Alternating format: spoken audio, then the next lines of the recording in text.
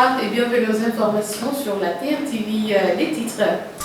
Panique à l'aéroport Blaise Diagne, un avion prend feu, des blessés graves. On en parle dans ce journal. Darussalam, l'édition 2024 du Magal se prépare et démarre par un comité régional de développement. Lancement du programme Sunubiamba, la DER, l'ODS et Koïta comptent accompagner 30 mentors pour avoir un réseau national qualifié et certifié. Éducation en Afrique, 13 pays francophones capacité sur l'utilisation des manuels en français et mathématiques. Voilà pour le sommaire de cette édition. Bonsoir une fois de plus et bienvenue.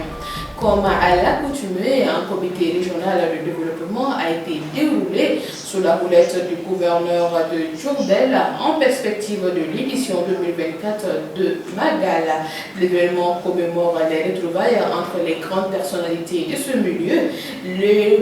L'exécutif régional est revenu sur les mesures que prendront les services de l'État pour donner un cachet organisationnel reçu à l'événement. Pour plus de détails, nous vous proposons de suivre cet élément.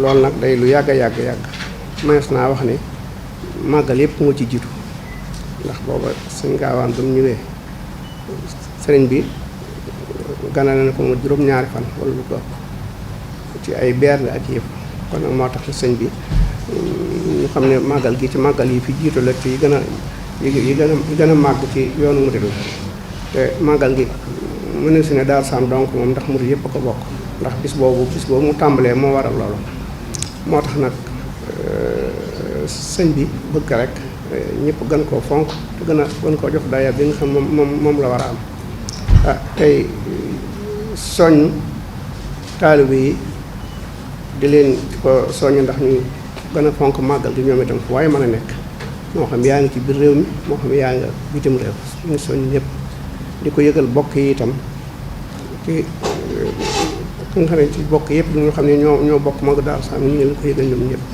tey sant ñëpp di gërëm ñëpp tey bëgg rek ñu gën ko fonk baax a baax. C'est dans les locaux de la délégation générale de l'entrepreneuriat rapide des femmes et des jeunes que le programme innovant de formation de mentors a été lancé par la structure de l'État et les partenaires comme l'ODS et les Coréens de Koïka. L'objectif de ce petit programme, c'est d'avoir dans l'écosystème entrepreneurial un groupe de personnes qualifiées qui ont de l'expérience dans le domaine dans lequel ils veulent se lancer. Pour plus de détails, nous vous proposons également de suivre cet élément. L'objectif de cette rencontre, c'est de lancer un programme innovant de formation de mentors. Pourquoi former des mentors? Parce qu'il est important dans l'écosystème entrepreneurial, aux côtés de l'appui que l'on donne aux startups, d'avoir un groupe d'individus qualifiés qui maîtrisent les domaines dans lesquels les startups sont en train de se lancer, qui ont de l'expérience dessus, qui ont un réseau et qui puissent mettre tout cela à disposition des startups pour pouvoir les accompagner dans leur projet entrepreneurial. Donc ce programme innovant qui s'appelle Sunu Sombe va pendant 3 mois permettre de former 30 mentors et ces 30 mentors ensuite vont pendant 9 mois former et accompagner des dirigeants de start-up. Donc le rôle de ces mentors sur le marché est assez important parce qu'ils viennent compléter le dispositif. Donc aujourd'hui nous sommes à la délégation de l'entrepreneuriat rapide avec la DER qui apporte des financements pour les entreprises, les mentors. On a le ministère qui accompagne dans la recherche et dans l'innovation. Et le rôle des mentors vient compléter tout ce dispositif en prenant du temps, en mettant à disposition du temps pour les startups, pour les accompagner à chacune des étapes, les aider à sortir des difficultés qu'elles rencontrent et leur permettre d'atteindre les objectifs entrepreneuriaux. L'apport de la DER est assez significatif parce que la DER, comme on le sait, est un catalyseur important de tout l'écosystème entrepreneurial par les financements qu'il apporte, par la formation. Mais au-delà de tout, l'ambition que nous avons avec la DER, c'est de... Dans le cadre du projet d'appui à la production et à la diffusion des ressources éducatives pour les élèves et les établissements scolaires du primaire et du secondaire en Afrique subsaharienne francophone, 13 pays d'Afrique subsaharienne se sont donné rendez-vous à Dakar pour procéder à la validation des modules de formation destinés à améliorer les capacités des enseignants dans l'élaboration et l'utilisation des manuels scolaires de français et mathématiques. Suivant cet élément. En général, constitue la ressource d'apprentissage et d'enseignement dans nos écoles. Malgré l'évolution aujourd'hui et où la place que prend de plus en plus grande du numérique, le manuel demeure la ressource qui est disponible pour la plupart des élèves et que nous rencontrons le plus souvent dans leur cartable. Alors, la qualité de ce manuel est non seulement importante, et son utilisation prend également une très grande importance. Même si vous avez un manuel de qualité et que vous ne savez pas l'utiliser, ou qui n'est pas suffisamment et correctement utilisé, ça revient au même. Alors, l'atelier de ce jour fait suite à des études que nous avons conduites lors de la phase 1 du projet.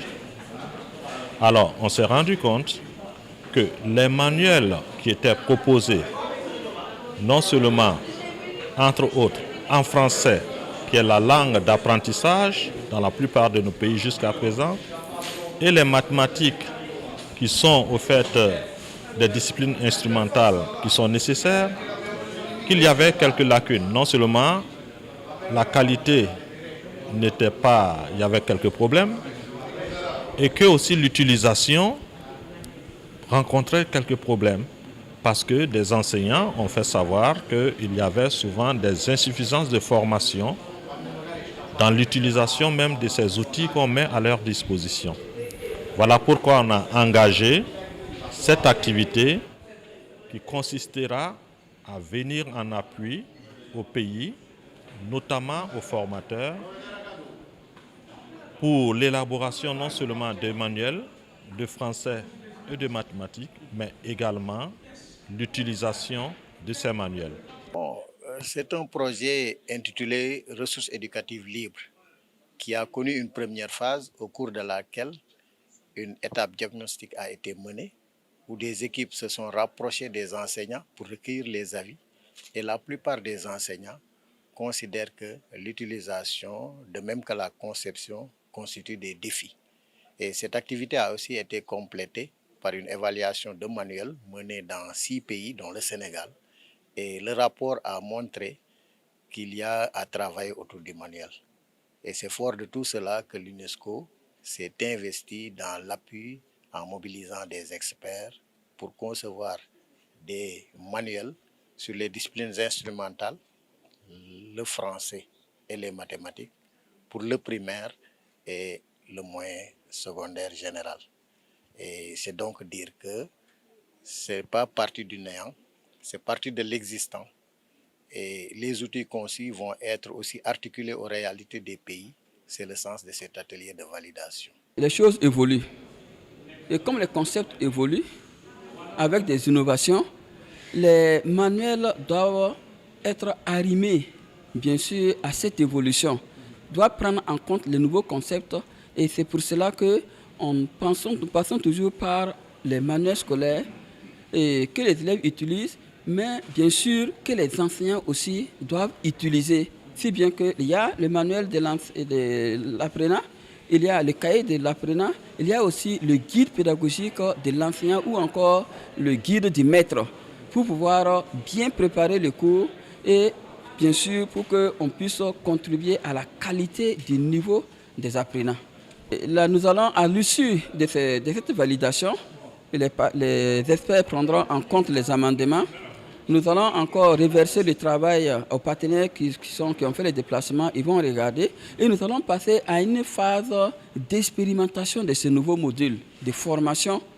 Et à l'issue de cette expérimentation, apparemment qui doit concerner aussi 3 pays pour le moment, et d'ici septembre.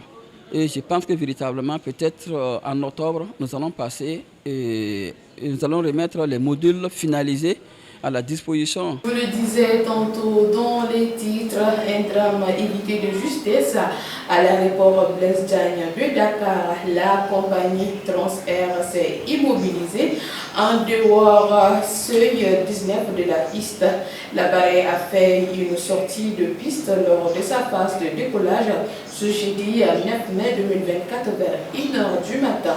Selon la cellule de la communication de l'aéroport, 78 passagers étaient à bord et 11 blessés, dont 4 graves. Les blessés ont été admis en observation au niveau des services médicaux de l'aéroport, ce qui a conduit à la fermeture de l'aéroport Blaise Diagne de Dias. La réouverture est prévue dans les prochaines heures.